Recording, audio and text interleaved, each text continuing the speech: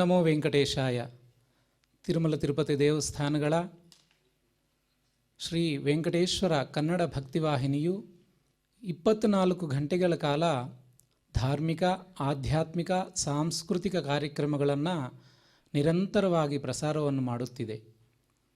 ತದಂಗವಾಗಿ ಭಗವದ್ಗೀತಾ ಪಾರಾಯಣ ಪ್ರವಚನ ಕಾರ್ಯಕ್ರಮ ಅತ್ಯದ್ಭುತವಾಗಿ ಪ್ರತಿ ಮನೆಯಲ್ಲೂ ಕೂಡ ಆ ಭಗವಂತನ ಶ್ರೀಕೃಷ್ಣ ಪರಮಾತ್ಮನ ಮಾತುಗಳನ್ನು ನಾವು ಕೇಳಿ ಕೃತಾರ್ಥರಾಗಬೇಕು ಎಂಬ ಉದ್ದೇಶದಿಂದ ಶ್ರೀ ವೆಂಕಟೇಶ್ವರ ಕನ್ನಡ ಭಕ್ತಿವಾಹಿನಿಯೊಂದು ಮಹತ್ ಪ್ರಯತ್ನವನ್ನು ಮಾಡಿ ನಮ್ಮೆಲ್ಲರಿಗೂ ಕೂಡ ಕೊಡುಗೆಯನ್ನು ನೀಡಿದೆ. ಇದಕ್ಕೆ ಮುಂಚೆ ಹೇಳಿರೋ ಪ್ರಕಾರ ಭಗವದ್ಗೀತಾ ಯಾಕೆ ಪಾರಾಯಣ ಪ್ರವಚನ ಮಾಡಬೇಕು, ಅದರಲ್ಲಿ ಏನಿದೆ ಅಂಥದ್ದು ಅಂದರೆ ನಾವು ಹೇಳ್ತೇವೆ, ಶ್ರೀಕೃಷ್ಣ ಪರಮಾತ್ಮ ಸಾಕ್ಷಾತ್ ಅವರೇ ಹೇಳಿದ್ದಾರೆ, ಹೀಗೆ ಮಾಡಿ ನಿಮಗೆ ಒಳ್ಳೆಯದಾಗುತ್ತೆ, ಈ ದಾರಿಯಲ್ಲಿ ಹೋಗಿ ನಿಮ್ಮ ಜೀವನವು ಕೃತಾರ್ಥವಾಗುತ್ತೆ ಎಂಬ ಒಂದು ಉಪದೇಶವನ್ನು ಮಾಡುವಾಗ ನಾವು ಕೇಳಲೇಬೇಕಲ್ವೇ? ಯಾಕೆಂದರೆ ಇದೇ ಅಧ್ಯಾಯದಲ್ಲಿ ಹೇಳಿದೆ, ವಾಸುದೇವ ಸರ್ವಮಿತಿ ಸಮಹಾತ್ಮ ಸುದುರ್ಲಭ. ಅಂದರೆ ಅದರ ಅರ್ಥ ಏನು ಗೊತ್ತಾ? ಉಪನಿಷತ್ ಹೇಳಿದೆ, ಈಶಾವಾಸ್ಯಮಿದಂ ಸರ್ವಂ ಯತ್ಕಿಂಚ ಜಗತ್ಯಾಂ ಜಗತ್ ಅಂತ ಈಶಾವಾಸ್ಯೋಪನಿಷತ್ತಿನಲ್ಲಿ ಮೊದಲನೇ ಆ ಮಂತ್ರದ ಒಂದು ಭಾಗ. ನಮ್ಮ ಈ ಭಗವದ್ಗೀತಾ ಪಾರಾಯಣ ಒಂದೊಂದು ಪದದ ಅರ್ಥವು ನಮ್ಮ ಜೀವನದಲ್ಲಿ ಕೂಡ ಅದನ್ನು ನಾವು ಉಪಯೋಗವನ್ನು ಮಾಡಿಕೊಂಡ್ರೆ ಖಂಡಿತ ಒಂದು ಮಹತ್ ಭಾಗ್ಯ ನಮ್ಮೆಲ್ಲರೂ ಕೂಡ ಸಿಕ್ಕದ ಹಾಗೆ ಅಂತ ಹೇಳಿ, ಈಗ ಆ 7ನೇ ಅಧ್ಯಾಯದ ಪಾರಾಯಣವನ್ನು ನಾವೆಲ್ಲರೂ ಕೂಡ ಮಾಡೋಣ. ಅದಕ್ಕೆ ಮುಂಚೆ ಶ್ರೀ ಗುರು ಪ್ರಾರ್ಥನೆಯಿಂದ ನಾವು ಇವತ್ತು ಪ್ರಾರಂಭ ಮಾಡೋಣ. ಸಮಾಶ್ರಯೇತ್ ಗುರುಂ ಭಕ್ತ್ಯಾ ಮಹಾವಿಶ್ವಾಸಪೂರ್ವಕಂ ನಿಕ್ಷಿಪೇತ್ ಸರ್ವಭಾರಾಂಶ್ಚ ಗುರೋ ಶ್ರೀ ಪಾದಪಂಕಜೇ. ತಿರುಮಲ ತಿರುಪತಿ ದೇವಸ್ಥಾನ ಅಂದರೆ ನಮ್ಮೆಲ್ಲರೂ ಕೂಡ ಗೊತ್ತಿದೆ, ವೈಕುಂಠದಿಂದ ಭುವಿಗೆ ಅಂದರೆ ಭೂಲೋಕಕ್ಕೆ ನಮ್ಮೆಲ್ಲರಿಗೆ ಒಂದು ಮುಕ್ತಿಯನ್ನು ನೀಡಲು ಅಥವಾ ಒಂದು ಕೃತಾರ್ಥರನ್ನಾಗಿ ಮಾಡಲು ಭೂಲೋಕ ವೈಕುಂಠವೆನಿಸಿರುವಂತಹ ತಿರುಮಲ ಕ್ಷೇತ್ರದಲ್ಲಿರುವಂತಹ ಶ್ರೀನಿವಾಸ ಸ್ವಾಮಿ ಚರಣಾರವಿಂದಗಳಲ್ಲಿ ನಾವೆಲ್ಲರೂ ಕೂಡ ತ್ರಿಕರಣ ಶುದ್ಧಿಯಾಗಿ ಪ್ರಾರ್ಥನೆಯನ್ನು ಮಾಡೋಣ.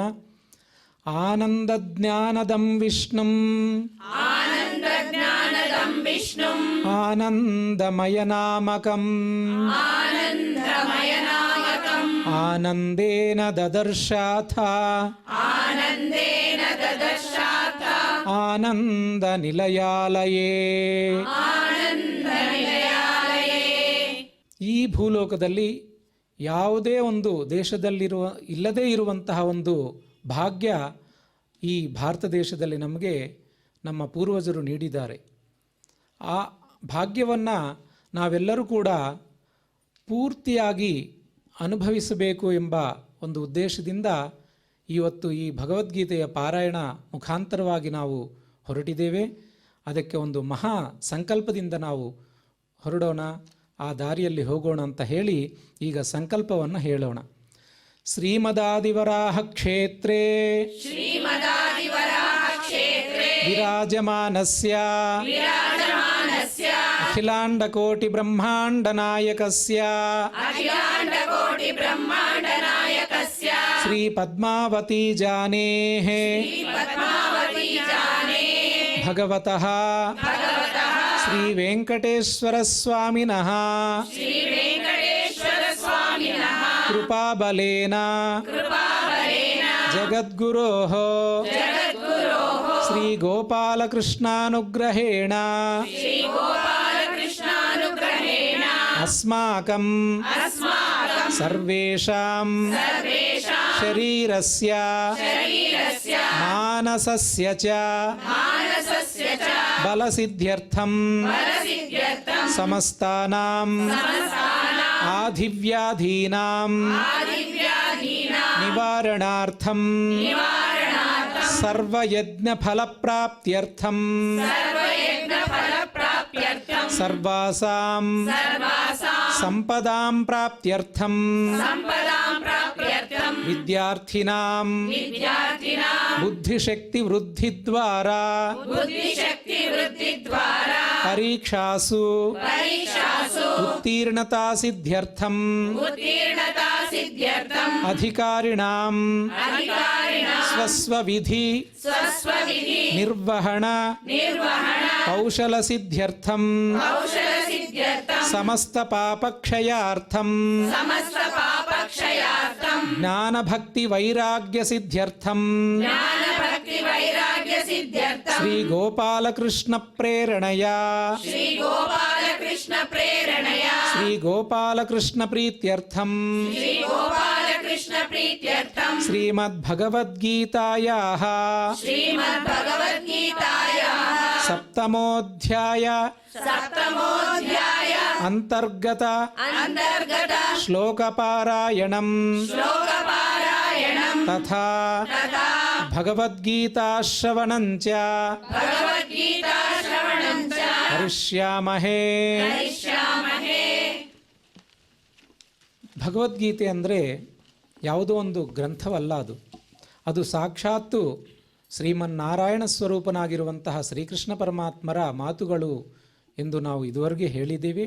ಅಂತಹ ಶ್ರೀಕೃಷ್ಣ ಪರಮಾತ್ಮನ ಸನ್ನಿಧಾನಕ್ಕೆ, ಅವರ ಚರಣಾರವಿಂದಗಳಿಗೆ ನಾವೆಲ್ಲರೂ ಕೂಡ ನಮಿಸೋಣ ಎಂದು ನಾನು ಹೇಳಿ ಈಗ ಶ್ರೀಕೃಷ್ಣ ಪರಮಾತ್ಮರ ಪ್ರಾರ್ಥನೆಯನ್ನು ಮಾಡೋಣ. ಕಂಸಾಂತಕಂ ಶಂಶನೀಯಂ ಸಂಶಾಂತಿಂ ಸಂಸ್ಕೃತಿಚ್ಛಿದಂ ಸಂಶಯಚ್ಛೇದಿ ಸಂವಿದ್ಧಿಂ ಶ್ರೀನಿವಾಸಂ ಭಜೇ ನಿಶಂ. ಈಗ ಭಗವದ್ಗೀತಾ ಪ್ರಾರ್ಥನೆಯನ್ನು ಮಾಡೋಣ. ಶಾಸ್ತ್ರೇಷು ಭಾರತಂ ಸಾರಂ ತತ್ರ ನಾಮ ಸಹಸ್ರಕಂ ವೈಷ್ಣವಂ ಕೃಷ್ಣ ಗೀತಾ ಚ ತಜ್ಞಾನಾತ್ ಮುಚ್ಯತೇಂಜಸಾ. ನಮ್ಮ ಭಾರತ ದೇಶಕ್ಕೆ ವೈದಿಕ ಸಾಹಿತ್ಯವನ್ನು ನೀಡಿರುವುದರಿಂದ ವೇದವ್ಯಾಸರಿಗೆ ಒಂದು ಮಹತ್ವವಾದ ಪ್ರಾಮುಖ್ಯತೆ ಇದೆ. ಅಂತಹ ಒಂದು ಮುನಿಗಳನ್ನು, ವೇದವ್ಯಾಸ ಮುನಿಗಳ ಪ್ರಾರ್ಥನೆಯನ್ನು ನಾವೆಲ್ಲರೂ ಈಗ ಮಾಡೋಣ. ವೇದವ್ಯಾಸ ಗುಣಾವಾಸ ವಿದ್ಯಾಧೀಶ ಸತಾಂ ವಶ ಮಾಂ ನಿರಾಶಂ ಗತ ಕ್ಲೇಶಂ ಕುರ್ವನಾಶಂ ಹರೇ ನಿಶಂ. ಈಗ ಈ 7ನೇ ಅಧ್ಯಾಯ ಜ್ಞಾನ ವಿಜ್ಞಾನ ಯೋಗ ಎಂಬ ಈ ಅಧ್ಯಾಯದ ಪ್ರವಚನವನ್ನು, ಅಂದರೆ ಶ್ರೀಕೃಷ್ಣ ಪರಮಾತ್ಮರ ಉಪದೇಶವನ್ನು ನಮಗೆ ಅತಿ ಸುಲಭವಾಗಿ ನಮ್ಮ ಆಚಾರ್ಯರು ಬಂದಿದ್ದಾರೆ. ಅವರೀಗ 7ನೇ ಅಧ್ಯಾಯದ ಪ್ರವಚನೆಯನ್ನು ನಮ್ಮೆಲ್ಲರೂ ಕೂಡ ಒಂದು ಸರಳವಾಗಿ ಸುಲಭವಾಗಿ ಅರ್ಥ ಆಗೋ ಥರ ಅವರು ಉಪದೇಶವನ್ನು ನೀಡಲಿದ್ದಾರೆ. ನಾವೆಲ್ಲರೂ ಕೂಡ ಕೇಳೋಣ. ಶ್ರೀ ಗುರುಭ್ಯೋ ನಮಃ. ಹರಿ ಓಂ. ದೇವಂ ನಾರಾಯಣಂ ನತ್ವಾ ಸರ್ವದೋಷ ವಿವರ್ಜಿತಂ ಪರಿಪೂರ್ಣಂ ಗುರುಶ್ಚಾಂಗೀತಾರ್ಥಂ ವಕ್ಷ್ಯಾಮಿ ಲೇಶತಃ ಸಮಸ್ತಗುಣಸಂಪೂರ್ಣಂ ಸರ್ವದೋಷ ವಿವರ್ಜಿತಂ ನಾರಾಯಣಂ ನಮಸ್ಕೃತ್ಯ ಗೀತಾ ತಾತ್ಪರ್ಯಮುಚ್ಯತೆ. ಶ್ರೀ ಗುರುಭ್ಯೋ ನಮಃ. ಹರಿ ಓಂ. ಸ್ವಸ್ತ್ಯಸ್ತು ಸತಾಂ ಅಖಿಲ ಸನ್ಮಂಗಲಾನಿ ಸಂತು. ಅಖಿಲಾಂಡಕೋಟಿ ಬ್ರಹ್ಮಾಂಡ ನಾಯಕನಾದ ಶ್ರೀನಿವಾಸ ದೇವರ ಪರಮಾನುಗ್ರಹ ವಿಶೇಷದಿಂದ ಶ್ರೀಮದ್ ಭಗವದ್ಗೀತೆಯ ಯಥಾವತ್ತಾದಂತಹ ಅರ್ಥವು ಪ್ರಪಂಚ ಪ್ರಜೆಗಳೆಲ್ಲರೂ ಕೂಡ ತಿಳಿದು ಅವರೆಲ್ಲರೂ ಕೂಡ ಭಗವದ್ಗೀತೆಯಲ್ಲಿ ಹೇಳಿದಂತಹ ಅನೇಕ ವಿಷಯಗಳನ್ನು ತಮ್ಮ ಜೀವನದಲ್ಲಿ ಅಳವಡಿಸಿಕೊಳ್ಳಬೇಕು ಎನ್ನುವ ಸದುದ್ದೇಶದಿಂದ ತಿರುಮಲ ತಿರುಪತಿ ದೇವಸ್ಥಾನದವರು ನಿರ್ವಹಿಸುವಂತಹ ಈ ಗೀತಾ ಪ್ರವಚನ ಮಾಲಿಕೆಯ ಅಂತರ್ಗತವಾಗಿ ನಾವು 7ನೇ ಅಧ್ಯಾಯವಾದಂತಹ ಜ್ಞಾನ ವಿಜ್ಞಾನ ಯೋಗವನ್ನು ಯಥಾಮತಿಯಾಗಿ ತಿಳಿಯಲು ಪ್ರಯತ್ನ ಮಾಡ್ತಾ ಇದ್ದೇವೆ. ಎಂತೆಂಥ ಮಹನೀಯರು ಶ್ರೀಮದ್ ಭಗವದ್ಗೀತೆಯನ್ನು ವ್ಯಾಖ್ಯಾನ ಮಾಡ್ತಾರೆ. ವ್ಯಾಖ್ಯಾನ ಮಾಡಿ ಹೇಳ್ತಾರೆ, ವಕ್ಷ್ಯಾಮಿ ಲೇಶತಃ ಅಂತ ಹೇಳ್ತಾರೆ. ಅವರೆಲ್ಲ ಹೇಳಿದ್ದು ಬಹಳ ವಿಸ್ತಾರವಾಗಿ ಹೇಳ್ತಾರೆ. ಆದರೆ ಎಷ್ಟು ವಿಸ್ತಾರವಾಗಿ ಹೇಳಿದರೂ ಕೂಡ ಇದರಲ್ಲಿ ಸ್ವಲ್ಪ ಹೇಳ್ತಾ ಇದ್ದೀವಿ. ಯಾಕೆ ಅಂತಂದರೆ ಯಾ ಸ್ವಯಂ ಪದ್ಮನಾಭಸ್ಯ ಮುಖಪದ್ಮಾದ್ ವಿನಿಸೃತ. ಯಾರೋ ಸಣ್ಣ ಪುಟ್ಟ ದೇವತೆ ಅಥವಾ ಋಷಿಗಳು ಮುನಿಗಳು ಹೀಗೆ ಸಾಮಾನ್ಯರು ಹೇಳಿದ್ದಲ್ಲ ಶ್ರೀಮದ್ ಭಗವದ್ಗೀತೆ. ಸಾಕ್ಷಾತ್ ಪರಮಾತ್ಮನೇ ಅರ್ಜುನನನ್ನು ನಿಮಿತ್ತ ಮಾಡಿಕೊಂಡು ಸಮಸ್ತ ಜಗತ್ತಿನ ಉದ್ಧಾರಕ್ಕಾಗಿ ನೀಡಿದಂತಹ ಶ್ರೀಮದ್ ಭಗವದ್ಗೀತೆ. ಅಂತಹ ಶ್ರೀಮದ್ ಭಗವದ್ಗೀತೆಯಲ್ಲಿ ಪರಮಾತ್ಮ ತನ್ನನ್ನು ಎಂತಹ ಜನರು ಹೊಂದುತ್ತಾರೆ ಅನ್ನುವ ವಿಷಯವನ್ನು ವಿಸ್ತಾರವಾಗಿ ಹೇಳ್ತಾ ಇದ್ದಾನೆ ಪರಮಾತ್ಮ. ಆರ್ತೋ ಜಿಜ್ಞಾಸು ಅರ್ಥಾರ್ಥಿ ಜ್ಞಾನೀಚ ಭರತರ್ಷಭ ಅಂತ 4 ಜನರನ್ನು ಹೇಳಿ ತೇಷಾಂ ಜ್ಞಾನಿ ನಿತ್ಯಯುಕ್ತ ಅಂತ ಹೇಳಿದ ಪರಮಾತ್ಮ. ಅವರಲ್ಲೂ ಕೂಡ ಜ್ಞಾನಿಯಾದವನು ಏಕಭಕ್ತನಾಗಿರ್ತಾನೆ. ಬಹಳ ವಿಶಿಷ್ಟನಾದಂತಹ ರೀತಿಯಲ್ಲಿ ನಾನು ಆ ಜ್ಞಾನಿಯನ್ನು ನಾನು ನೋಡಿಕೊಳ್ತೇನೆ. ಪ್ರಿಯೋ ಹಿ ಜ್ಞಾನಿನೋ ಅತ್ಯರ್ಥಂ ಅಹಂ ಸಚ ಮಮ ಪ್ರಿಯ. ನಾನು ಜ್ಞಾನಿಗಳನ್ನು ಪೂರ್ಣವಾದ ವಿಶ್ವಾಸದಿಂದ ಅವರನ್ನು ನಾನು ಹೊಂದುತ್ತೇನೆ. ಆಯಾ ಜ್ಞಾನಿಗೆ ಅವರವರಿಗೆ ತಕ್ಕಂತೆ ಅವರವರ ಯೋಗ್ಯತಾನುಸಾರವಾಗಿ ನಾನು ಅವರಿಗೆ ನನ್ನ ಜ್ಞಾನವನ್ನು ನೀಡ್ತೇನೆ. ತದ್ವಾರ ಜ್ಞಾನಿನೋ ಅತ್ಯರ್ಥಂ ಸಚ ಮಮ ಪ್ರಿಯ. ಅವನು ನನ್ನನ್ನು ಅಷ್ಟೇ ವಿಶ್ವಾಸದಿಂದ ಅಷ್ಟೇ ಭಕ್ತಿಯಿಂದ ನನ್ನನ್ನು ನೋಡಿಕೊಳ್ತಾನೆ, ನನ್ನಲ್ಲಿ ಭಕ್ತಿಯನ್ನು ಮಾಡ್ತಾನೆ. ನಿನ್ನೆ ನಾವು ಉದಾಹರಿಸಿಕೊಂಡ್ವಿ. ಪ್ರಹ್ಲಾದರಾಜರಾಗಲಿ ಅಥವಾ ದ್ರೌಪದಿ ದೇವಿಯಾಗಲಿ ಇತ್ಯಾದಿ ಅನೇಕರು, ಒಬ್ಬರಿಬ್ಬರಲ್ಲ ಅನೇಕರು ಹೀಗೆ ಪರಮಾತ್ಮನೇ ಶರಣು ಎನ್ನುವುದಾಗಿ ಕೂಡ ಅವರು ಆ ಪರಮಾತ್ಮನ ನಂಬುತ್ತಾರೆ. ಏನು ಈ ದೇವರನ್ನ ಯಾಕೆ ನಂಬಬೇಕು? ಇದರಿಂದ ನಮಗೆ ಐಹಿಕವಾದ ಏನಾದರೂ ಪ್ರಯೋಜನ ಇದೆಯಾ? ಬರೇ ಪಾರಮಾರ್ಥಿಕವಾದಂತಹ ಪ್ರಯೋಜನಗಳನ್ನು ಮಾತ್ರ ಹೇಳಿಬಿಟ್ರಿ ಐಹಿಕವಾಗೂ ಏನಾದರೂ ಪ್ರಯೋಜನವಿಲ್ಲದೆ ಹೊರತು ಮನುಷ್ಯ ತಾನು ಪ್ರವೃತ್ತನಾಗಲಾರ. ಅದಕ್ಕೆ ತಾತ್ಪರ್ಯದಲ್ಲಿ ಒಂದು ಮಾತನ್ನು ಹೇಳ್ತಾರೆ, ಬಹಳ ಸುಂದರವಾಗಿ ಹೇಳ್ತಾರೆ. ಹರಿಶರಣಮೇವಂ ಹಿ ನಿತ್ಯಂ ಯೇಷಾಂ ಮುಖೇ ವಚಃ ಅತಃ ಕಾಲ ಸಮಾಧಿಷ್ಠ ಜರಾಯುಷ್ಮಾನ್ ನಬಾಧತೆ. ಯಾರು ಮೇಲಿಂದ ಮೇಲೆ ಹರಿಶರಣಂ ಹರಿಶರಣಂ ಹರಿಶರಣಂ, ಪರಮಾತ್ಮನೇ ಗತಿ, ಪರಮಾತ್ಮನೇ ಮತಿ, ಪರಮಾತ್ಮನೇ ಎಲ್ಲವೂ, ನಮಗೆ ಸುಖ ದುಃಖ ಈ ರೀತಿಯಾಗಿ ನಮ್ಮ ಜೀವನದಲ್ಲಿ ಬರುವಂತಹ ಪ್ರತಿಯೊಂದು ಕ್ಷಣ, ಆ ಪ್ರತಿಯೊಂದು ಕ್ಷಣಕ್ಕೆ ಅನುಗುಣವಾಗಿ ಬರುವಂತಹ ಅವಸ್ಥೆಗಳು, ತದನುಗುಣವಾಗಿ ಬರುವಂತಹ ಸುಖ ದುಃಖಗಳು, ಇವೆಲ್ಲವೂ ಕೂಡ ಭಗವದ್ಧೀನ. ಆ ಪರಮಾತ್ಮನೇ ಗತಿ. ನಮಗೆ ಕಷ್ಟ ಬಂದಾಗ ಪರಮಾತ್ಮನೇ ಗತಿ, ನಮಗೆ ಸುಖ ಬಂದಾಗ ಪರಮಾತ್ಮನನ್ನೇ ಸ್ಮರಿಸಬೇಕು. ಈ ರೀತಿಯಾಗಿ ಅನನ್ಯ ಭಾವನೆಯಿಂದ ಯಾವನು ಸ್ಮರಿಸುತ್ತಾನೋ ಅಂತಹ ವ್ಯಕ್ತಿಗೆ ಪರಮಾತ್ಮ ಏನು ಮಾಡ್ತಾನೆ? ಅತಃ ಕಾಲ ಸಮಾಧಿಷ್ಠ ಜರಾಯುಷ್ಮಾನ್ ನಬಾಧತೆ. ನಿಮಗೆ ಮುಪ್ಪುತನನೇ ಬರೋದಿಲ್ಲ ಅಂತ ಹೇಳ್ತಾರೆ. ನಮಗೆ ಮುದಿತನ ಬರಬಾರ್ದು ಅಂಥೇಳಿ ಏನೇನೋ ಮೈ ಮೇಲೆ ಬಳ್ಕೊಳ್ತಾ ಇರ್ತೀವಿ ನಾವು. ಏನೋ ಕ್ರೀಮ್ಗಳಂತೆ ಅದಂತೆ ಇದಂತೆ ಏನೇನೋ ಮಾಡ್ಕೊಳ್ತಾ ಇರ್ತೀವಿ. ಶಾಸ್ತ್ರ ಹೇಳ್ತಿದ್ದೆ ಅದೇನು ಮಾಡಬೇಡಿ, ಕೇವಲ ದೇವರನ್ನು ನಂಬಬೇಡಿ. ಹರಿಶರಣಂ ಅಂತ ಇರ್ರಿ, ಹರಿರೇವ ಶರಣಂ ಅಂತ ಅಂದ್ಕೊಳ್ತಾ ಇರ್ರಿ. ಅದಕ್ಕೆ ನಮ್ಮ ವಾಡಿಕೆಯಲ್ಲೂ ಒಂದು ಮಾತನ್ನು ಹೇಳ್ತಾರೆ. ನಮ್ಮ ವಾಡಿಕೆಯಲ್ಲಿ ಪ್ರತಿಯೊಂದು ಪುಟವನ್ನು ಬರೆಯುವಂತಹ ಸಂದರ್ಭದಲ್ಲಿ ಮೇಲೆ ಶ್ರೀಕಾರವನ್ನು ಬರೀತಾರೆ. ಆ ಶ್ರೀಕಾರವನ್ನು ಬರೆಯುವಾಗ ಮೇಲೆ ಅದರ ಕೆಳಗೇನೆ ಶ್ರೀಶಃ ಏವ ಶರಣಂ ಅಂತಲೂ ಬರೀತಾರೆ ಕೆಲವರು. ಪರಮಾತ್ಮನೇ, ಲಕ್ಷ್ಮೀಪತಿಯಾದಂತಹ ನಾರಾಯಣನೇ ನಮಗೆ ಗತಿ, ನಮಗೆ ಶರಣು ಅಂತ ಅವರೆಲ್ಲೂ ಕೂಡ ಭಾವಿಸ್ತಾರೆ. ಆ ವಿಧವಾಗಿ ಜ್ಞಾನಿಯಾದವನು ಅಷ್ಟು ನನ್ನನ್ನು ವಿಶೇಷವಾಗಿ ನಂಬುತ್ತಾನೆ. ಆದ್ದರಿಂದಾಗಿ ಅವನು ನನಗೆ ಅಷ್ಟು ಪ್ರೀತ್ಯಾಸ್ಪದ ಎನ್ನುವುದಾಗಿ ಪರಮಾತ್ಮ ತಾನು ತಿಳಿಸ್ತಾನೆ. ತಿಳಿಸಿ ಯಾಕೆ ಈ ಜ್ಞಾನಿಗೆ ಯಾಕಿಷ್ಟು ಜ್ಞಾನಕ್ಕೆ ಇಷ್ಟಾಗಿ ಬೆಲೆಯನ್ನು ಕೊಡ್ತಾನೆ ಪರಮಾತ್ಮ ಅಂತಂದರೆ ಹೇಳ್ತಾರೆ ಶಾಸ್ತ್ರದಲ್ಲೇನೆ, ಜ್ಞಾನೇನೇವ ಪರಂಪದಂ. ಮೋಕ್ಷ ಏನಿದೆಯೋ ಇದು ಜ್ಞಾನದಿಂದ ಮಾತ್ರ ಆಗುವ ಸಾಧ್ಯತೆ ಇದೆ. ಜ್ಞಾನ ಬಿಟ್ಟು ಬೇರೆ ಯಾವುದೂ ಕೂಡ ಸಾಕ್ಷಾತ್ತಾಗಿ ಮೋಕ್ಷಕ್ಕೆ ಕಾರಣವಲ್ಲ. ಭಕ್ತಿಯಾದಿಗಳು ಇವೆ, ಭಕ್ತಿ ಮಾಡಬಾರದು ಅಂತ ಹೇಳ್ತಾ ಇಲ್ಲ, ಭಕ್ತಿ ಮೋಕ್ಷಕ್ಕೆ ಕಾರಣವಲ್ಲ ಅಂತ ಹೇಳ್ತಾ ಇಲ್ಲ. ಆದರೆ ಮೋಕ್ಷಕ್ಕೆ ಸಾಕ್ಷಾತ್ತಾಗಿ ಕಾರಣವಾದದ್ದು ಅಪರೋಕ್ಷ ಜ್ಞಾನ, ಪರಮಾತ್ಮನ ಸಾಕ್ಷಾತ್ಕಾರ. ಅದೇ ವಿಷಯವನ್ನು ದಾಸರಾಯರು ಹೇಳ್ತಾರೆ, ಜ್ಞಾನವಿಲ್ಲದೆ ಮೋಕ್ಷವಿಲ್ಲ, ಏನಾದರೇನು ಮೋಕ್ಷವಿಲ್ಲ.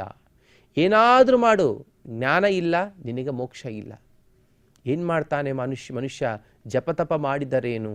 ಜಪ ಮಾಡ್ತಾನೆ, ಎಲ್ಲರ ಮುಂದೆ ತಾನು ಬಹಳ ನಿಷ್ಠಾವಂತ ಅಂಥೇಳಿ ಒಂದು ಡಾಂಭಿಕ ವಿಚಾರದಿಂದ, ಒಂದು ಡಂಭತನದಿಂದ ತಾನು ಏನೋ ಪಂಚಗಳನ್ನು ಉಟ್ಕೊಂಡು ಜಪಮಾಲೆಯನ್ನು ಹಾಕಿಕೊಂಡು ಏನೇನೋ ಮಾಡಿ ಜಪಗಳನ್ನು ಮಾಡ್ತಾನೆ. 10 ಜನರಿಗೆ ತೋರಿಸ್ತಾನೆ, ನಾನು ಜಪ ಮಾಡ್ತಾ ಇದ್ದೀನಿ ಅಂತ ಹೇಳಿ. ಜಪ ತಪ ಮಾಡಿದರೇನು? ತಪಸ್ಸು ಮಾಡ್ತಾ ಇದ್ದೀನಿ ಅಂತ ಹೇಳ್ತಾನೆ. ಏನು ತಪಸ್ಸು? ತಪ ಆಲೋಚನೆ, ಪರಮಾತ್ಮನ ಬಗ್ಗೆನೇ ಆಲೋಚನೆ ಇರಬೇಕು. ಇದನ್ನೇ ತಪಸ್ಸು ಅಂತಂತಾರೆ. ಅದನ್ನು ಬಿಟ್ಬಿಡ್ತಾನೆ, ಕಣ್ಣು ಮುಚ್ಕೊಳ್ತಾನೆ, ಏನೇನೋ ಧ್ಯಾನ ಮಾಡ್ತಾನೆ ಮನುಷ್ಯ. ಅದರಿಂದ ಮೋಕ್ಷವಿಲ್ಲ. ಹೀಗೆ ಹೇಳ್ತಾರೆ ದಾಸರಾಯರು, ನೀವು ಬೇಕಾದ್ದು ಮಾಡಿ ಯಾವುದರಿಂದ ಕೂಡ ಮೋಕ್ಷವಿಲ್ಲ. ಜಾಣತನದ ಮೆರೆದರೇನು?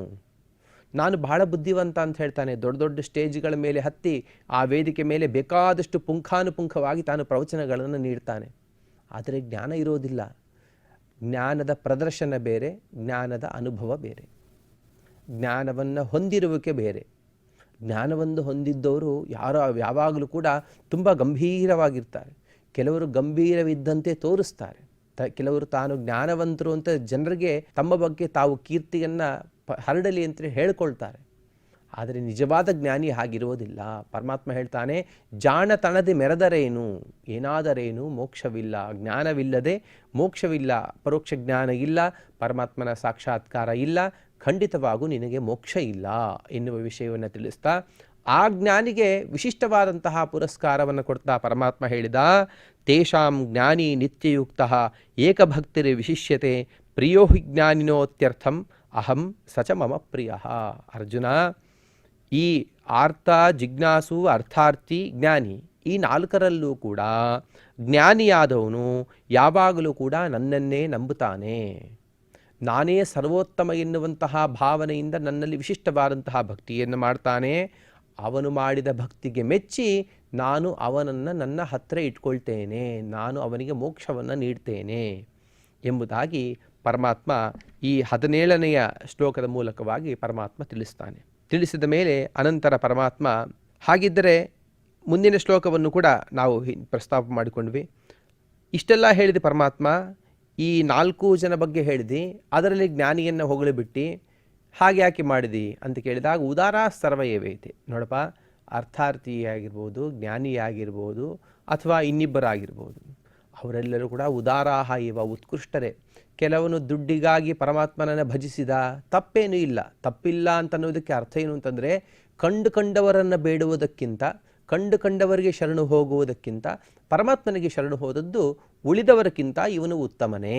ಅದನ್ನೇ ಪರಮಾತ್ಮ ಹೇಳ್ತಾನೆ, ಉದಾರ ಸರ್ವಯೇವೇತೆ ಜ್ಞಾನೀತು ಆತ್ಮೈವ ಮೇ ಮತಂ. ಏನು ಪರಮಾತ್ಮ ಜ್ಞಾನಿಗೆ ಎಷ್ಟು ವೈಶಿಷ್ಟ್ಯವನ್ನು ಕೊಡ್ತಾನೆ. ಜ್ಞಾನಿ ಅಂದರೆ ಯಾರು ತಿಳಿದೆ ಅರ್ಜುನ? ಆತ್ಮ ಇವ, ನಾನೇ ಅಂತ ಹೇಳ್ತಾನೆ ಪರಮಾತ್ಮ. ಅಂದರೆ ನನಗೆ ಅಷ್ಟು ಪ್ರೀತ್ಯಾಸ್ಪದ, ನನಗೆ ಎಷ್ಟು ಇಷ್ಟವೋ ಜ್ಞಾನಿಯಾದವನನ್ನು ನಾನು ಅಷ್ಟು ಇಷ್ಟಪಡ್ತೇನೆ. ಆಸ್ಥಿತ ಸಹಿ ಯುಕ್ತಾತ್ಮ ಮಾಮೇವಾನ್ ಉತ್ತಮಾಂ ಗತಿಂ. ಏನು ಮಾಡ್ತಾನೆ ಗೊತ್ತಾ ಅರ್ಜುನ? ಈ ಜ್ಞಾನಿಯಾದವನು, ಜ್ಞಾನಿಗೆ ಯಾಕಿಷ್ಟು ಪರಮಾತ್ಮ ಅತಿಶಯವನ್ನು ನೀಡ್ತಾನೆ ಅಂತಂದರೆ, ಆಸ್ಥಿತ ಸಹಿ ಯುಕ್ತಾತ್ಮ, ಸಹಿ ಯುಕ್ತಾತ್ಮ, ಅವನೇನು ಮಾಡ್ತಾನೆ, ನನ್ನಲ್ಲಿ ಮನಸ್ಸನ್ನು ಇಟ್ಟವನಾಗಿ ಬೇರೆ ಎಲ್ಲೂ ಕೂಡ ಮನಸ್ಸನ್ನು ಇಡದೇನೆ ಉತ್ತಮಾಂ ಗತಿಂ ಏವ ಆಸ್ಥಿತ, ಉತ್ತಮವಾದಂತಹ ಗತಿ ಅಂದರೆ ಮೋಕ್ಷವನ್ನು ಪಡಿತಾನೆ. ಹೀಗಾಗಿ ಒಟ್ಟಿನಲ್ಲಿ ಈ 18ನೆಯ ಶ್ಲೋಕ, ಉದಾರ ಸರ್ವಯವೇತೆ ಜ್ಞಾನಿ ತ್ವಾತ್ಮೈವ ಮೇ ಮತಂ ಆಸ್ಥಿತ ಸಹಿ ಯುಕ್ತಾತ್ಮ ಮಾಮೇವಾನ್ ಉತ್ತಮಾಂ ಗತಿಂ. ಈ 4 ಜನರು ಕೂಡ ಉತ್ಕೃಷ್ಟರೇ, ಅದರಲ್ಲೂ ಕೂಡ ಜ್ಞಾನಿಯಾದವನು ನಾನೇ.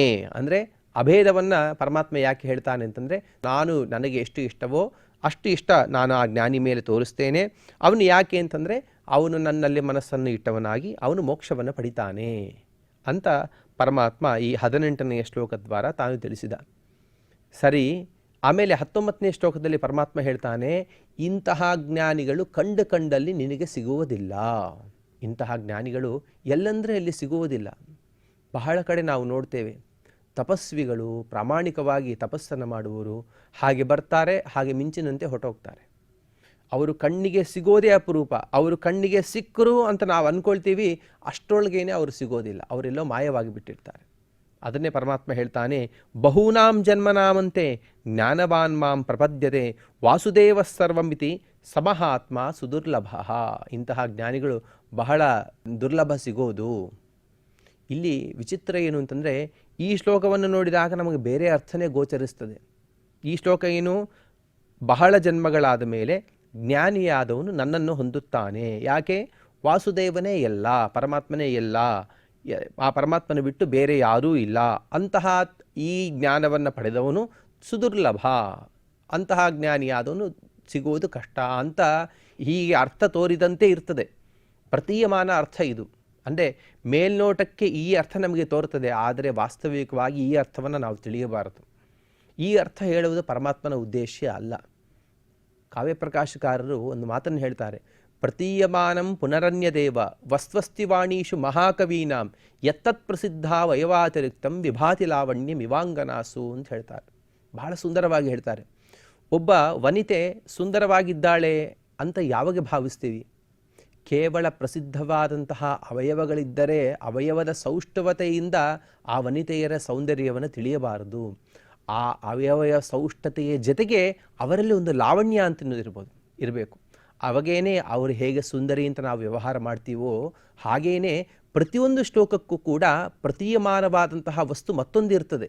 ಪ್ರತೀಯಮಾನ ಮೇಲೆ ತೋರ್ನೋಟಕ್ಕೆ ಒಂದು ವಸ್ತು ಕಾಣಿಸ್ತದೆ, ಆದರೆ ಅಲ್ಲೇ ಮತ್ತೊಂದು ಅರ್ಥ ಇರ್ತದೆ ಅಂತ ಪರಮಾತ್ಮ ತಾನು ತಿಳಿಸ್ತಾನೆ.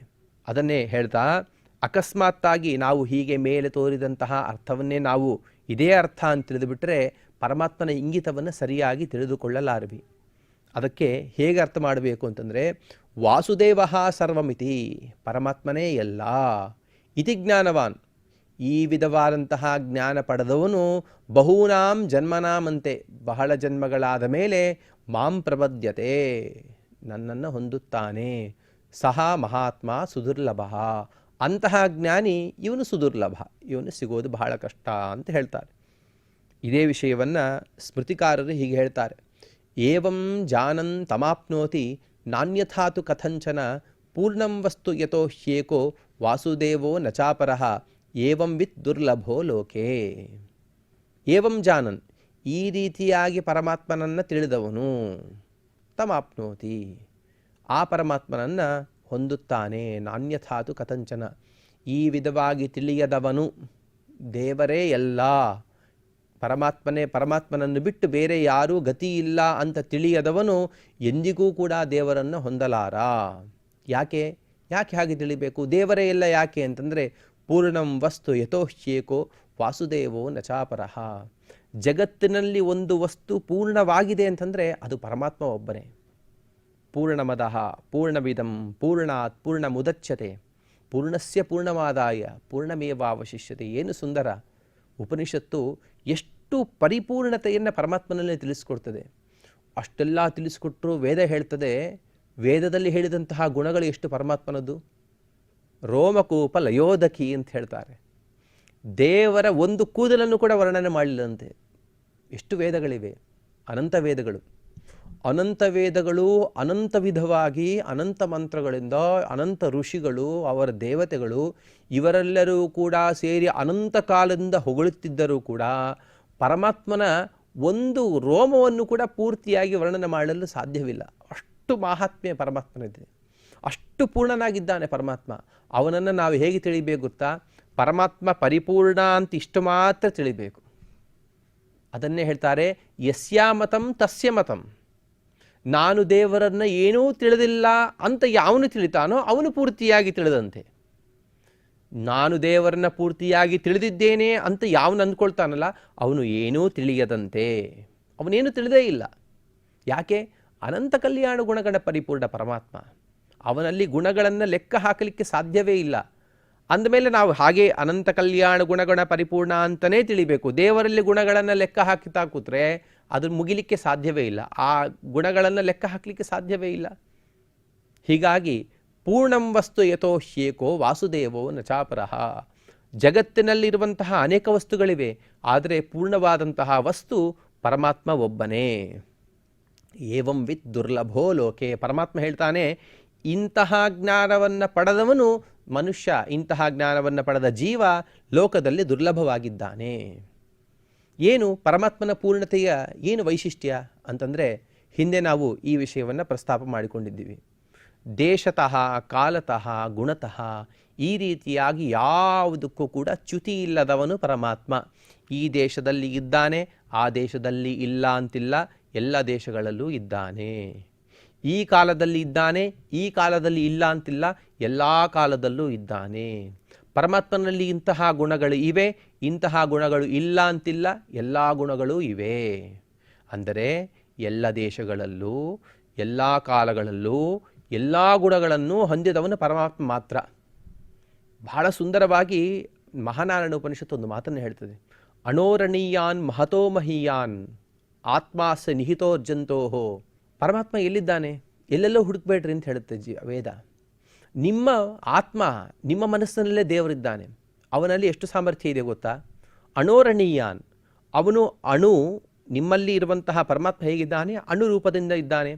ಆ ಅಣುರೂಪದಿಂದ ಇರುವಂತಹ ಪರಮಾತ್ಮನಲ್ಲಿ ಎಷ್ಟು ಶಕ್ತಿ ಸಾಮರ್ಥ್ಯಗಳಿವೆ ಗೊತ್ತಾ?